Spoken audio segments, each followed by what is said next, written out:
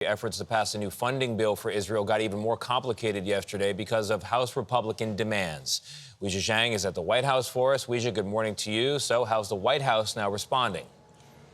Good morning to you, Tony, and good morning to everybody. Well, the White House, for the first time, has explicitly said that President Biden would veto a standalone bill for Israel aid, setting up a bitter fight with those House Republicans who are refusing to support it in any other form. And as the war rages on abroad, the FBI director is warning that the risk of a terrorist attack here in the U.S. has risen, quote, to a whole other level.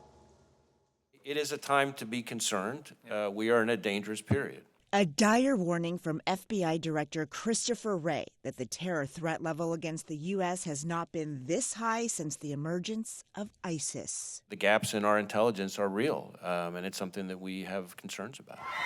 Wray also testified about the rapid rise of antisemitism, referencing a 20-year-old Jordanian man who was arrested in Houston just last week, Who'd been studying how to build bombs and posted online about his support for killing Jews. According to court documents, Soheb Abouyash, seen here at a firing range, has been in direct contact with others who share a radical mindset.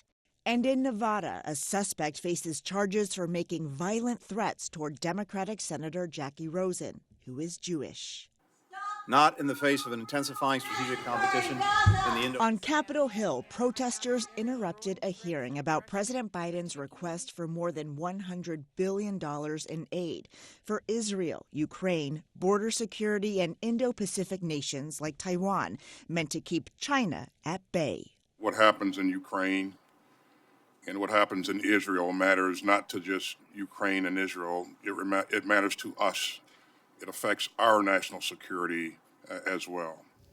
Newly elected House Speaker Mike Johnson has already introduced a bill that would only send assistance to Israel, leaving out Ukraine.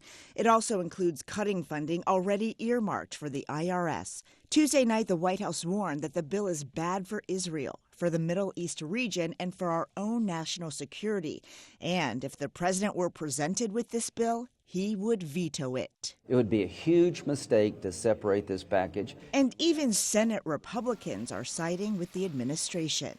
For our adversaries, be they states or non-states, this is all one fight. And we have to respond in a way that recognizes that. It is important to remember that President Biden can only veto the House's Israel-only funding measure if it makes it to his desk. But that's pretty unlikely to get past the Democratic-controlled Senate. Gayle? All right, Weijia, thank you very much.